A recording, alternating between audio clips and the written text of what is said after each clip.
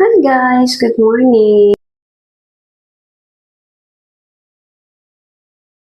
Hi. Okay, dahil tapos na tayo maghilamos, proceed tayo sa ating gagawin. Tayo ay magluluto. Okay, ito na ang ating Okay, magluluto.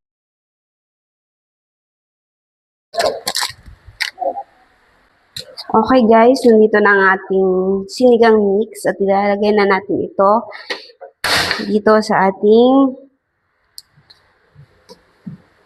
sinigang, malamang. Okay. Hindi matatawag natin yung sinigang ito kung walang sinigang mix. Okay. Gusto ko yung maasim-asim. Yan. Malapit siya gawa sa ating Carlan. At ito yung paborito ng asawa ko. Okay. Tingnan natin ng konting asin.